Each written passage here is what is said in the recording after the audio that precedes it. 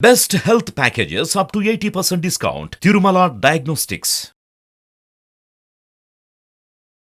నమస్తే అమ్మా. నమస్తే అమ్మా జయలక్ష్మి. మనం జీవితంలో ఆనందంగా ఉండాలంటే రకరకాల పద్ధతులను తీసుకుంటూ ఉంటాం. వాటితో ముందుకెళ్తూ ఉంటాం. కష్టాలను చూస్తాం, సుఖాలని చూస్తాం. ఇంకా మనం ఆనందంగా ఉండాలి, జీవితం సుఖమయంగా ఉండాలంటే ఎలాంటి అవసరాలు ఉండాలమ్మా? అమ్మ అసలు మనిషి కోరుకునేది ఒకే ఒక్కటి, ఆనందం. ఏ పని చేసినా చిట్ట చివరికి ఏం కావాలంటే ఆనందంగా ఉండాలి అంటాం. కానీ చాలామందికి సంతోషానికి ఆనందానికి తేడా తెలియదు. అవును, సుఖానికి సంతోషానికి ఆనందానికి తేడా తెలియదు. కానీ సుఖం వల్ల కానీ సంతోషం వల్ల కానీ మనం పొందదలచినది ఆనందం మాత్రమే. అటువంటి ఆనందం ఉండాలి అంటే ఆనందం ఉండడానికి తగినటువంటి అర్హత మనం సంపాదించుకోవాలిగా. ఖచ్చితంగా. అది లేకపోవడం వల్ల కదా ₹1,00,00,000 లాటరీలో వచ్చాయనగానే టప్పున వెళ్ళిపోతూ ఉంటారు. అంటే ఆనందాన్ని కూడా తట్టుకోగలిగినటువంటి శక్తి శరీరానికి లేదు, పాత్రత, అధికారం. కనుక వీటన్నిటిని సముపార్జించుకున్నప్పుడు మాత్రమే ఆనందాన్ని మనం అనుభవించగలము. ఓకే. ఈ అనుభవించటానికి ఏం కావాలి అంటే మొట్టమొదటి ఇందాక ఉదాహరణ చెప్పాను కదా, ఆనందం వస్తే తట్టుకోగలిగినటువంటి శారీరకమైన దార్ఢ్యం ఉండాలి. అంటే ఆరోగ్యం. మొదటిగా ఆరోగ్యం ఉండాలి. అమ్మో, ఈ వార్త నెమ్మదిగా చెప్పండి, వాళ్ళ గుండె బలహీనంగా ఉందంటూ ఉంటారు వార్త కూడా. అవునవును. అంటే అంతటి ఆనందం తట్టుకోవడానికి గుండె బలంగా లేకపోతే ఉండలేరని మనం వింటున్నాం కదా. అంతే కదా. కనుక శరీరం అన్ని రకాలు, గుండె గురించి ఎక్కువ మాట్లాడతారు కనుక చెప్పా. శరీరం అన్ని రకాలైనటువంటి ఆనందాన్ని తారస్థాయిలో అందుకోవడానికి తగినటువంటి ఆరోగ్యం ఉండాలి శరీరానికి. అంటే మొట్టమొదటి అవసరం శారీరకమైనటువంటి ఆరోగ్యం. ఈ శారీరక ఆరోగ్యంతో పాటు మానసిక, ఆధ్యాత్మిక, దీన్ని ఆత్మిక అని కూడా అంటారు అనుకోండి. ఆ మానసిక, ఆత్మిక లేక ఆధ్యాత్మిక, వీటన్నిటికీ మూలమైన ఆర్థిక. 4 పాయింట్స్, 4 ఆరోగ్యాలమ్మా. శారీరక, మానసిక, ఆత్మిక, ఆర్థిక ఆరోగ్యాలు ఉన్నప్పుడు మాత్రమే ఆనందాన్ని అనుభవించగలం. లేకపోయినట్టయితే ఇందాక శారీరక ఆరోగ్యం గురించి చెప్పుకున్నాం. ఇంకా మానసిక ఆరోగ్యం, ఇది కొద్దిగా అపురూపంగానే కనపడుతోంది ఈ మధ్య కాలంలో మనకి. శారీరకంగా చాలా బాగానే ఉంటున్నారు కానీ అందని పండులాగానే ఉందమ్మా.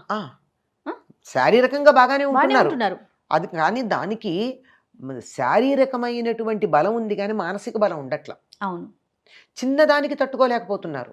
చిన్న ఇబ్బంది కలగంగానే ఎవరైనా నా మాట కాదనంగానే నాకు చెట్టు కోపం వస్తుంది. అందులో చిన్నవాళ్ళైతే కోపం వస్తుంది, అందులో పెద్దవాళ్ళు నా మాట కాదంటే డిప్రెషన్లోకి వెళ్ళిపోవడం. అంతేగాని వాళ్ళు నా మాట కాదన్నారు, ఎందుకు కాదన్నారు, దాని రీజన్స్ కానీ ఏమి, నాలో తప్పుందా వాళ్ళలో తప్పుందా అని ఆలోచించుకోవాలి కదా. 2 రకాలుగానే మనం బాధపడక్కర్లేదని చెప్తారండి పెద్దలు. ఒకవేళ ఆలోచించి నాలో తప్పుంటే సరి చేసుకుంటా, వాడు నా గురువు అయ్యాడు లోపం చూపించినందుకు. నాలో తప్పు లేకుండా అన్నాడు అనుకోండి, ఏముంది, వాడు తెలివి తక్కువ, వాడు నేను సరే అనుకుంటాం, సరిపోయింది.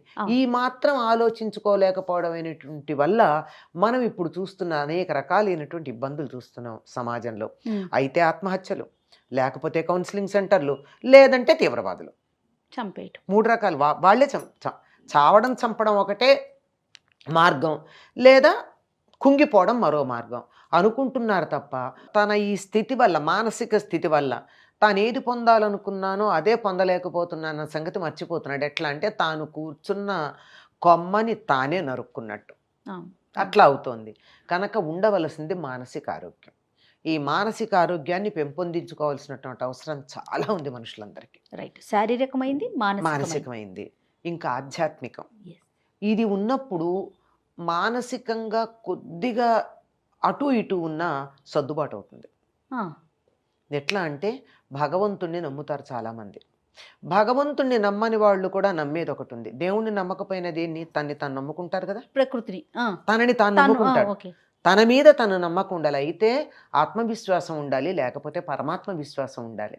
అంతే. ఈ 2 ఉన్నట్టయితే మనిషి అసలు దేనికి కూడా భయపడవలసిన పని కానీ, దిగులు పడవలసిన పని కానీ, కుంగిపోవలసిన పని కానీ లేదు.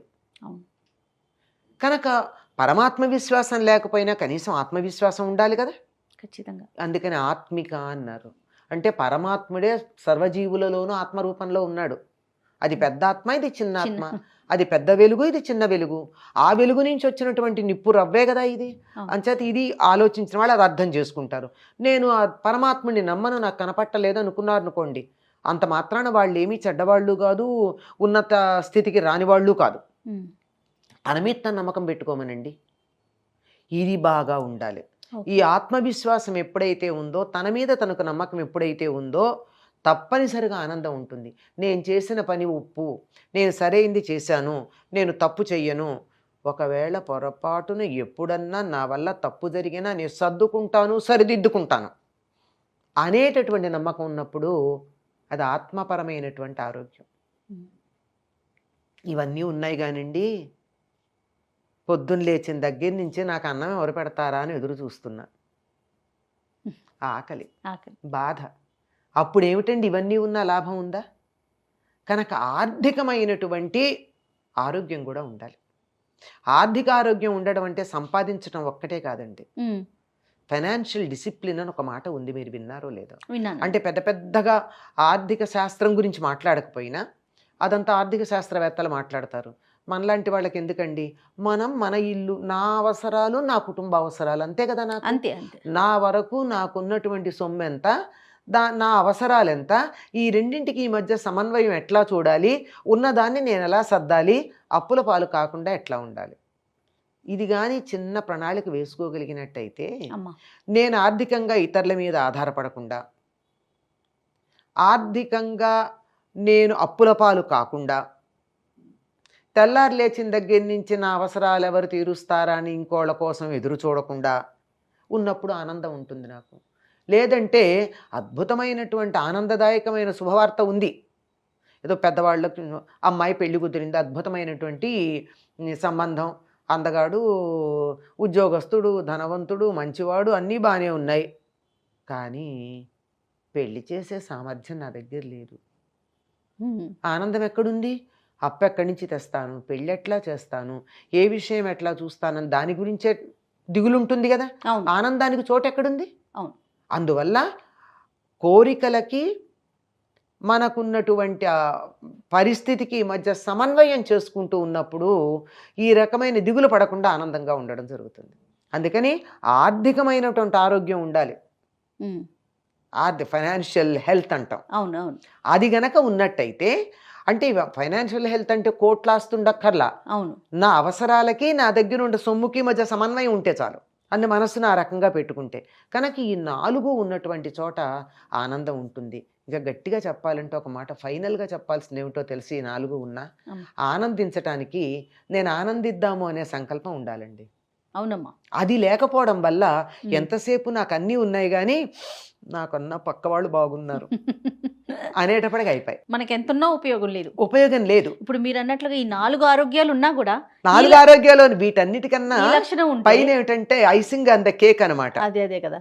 అది గనక లేకపోయినట్టయితే ఏమవుతుంది, ఎన్ని ఉండి కూడా నిరంతరం దిగులు పడే వాళ్ళు ఉన్నారు. అవును. ఈ దిగులు ఎందువల్ల వచ్చిందంటే ఈ మానసిక ఆరోగ్యంలో చిన్న తేడా ఉంది. ఈ మానసిక ఆరోగ్యంలో ఉన్న తేడా ఏమిటి?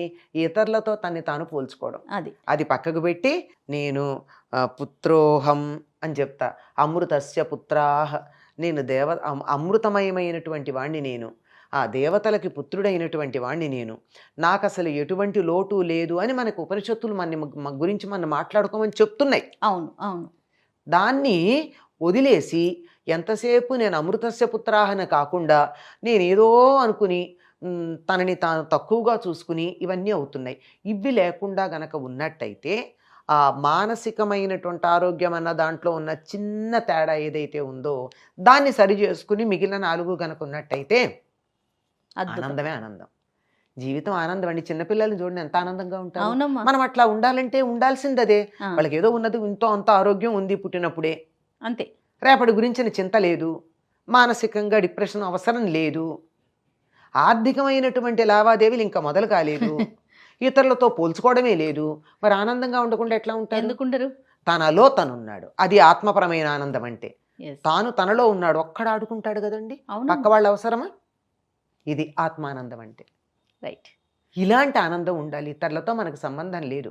సంబంధం లేదు అంటే సామాజికంగా ఇతర విషయాలకు ఆర్థికంగా కాదు, ఆనందించటంలో. ఆనందించటానికి తనలో తాను ఉండడం అన్నది చాలా అవసరం.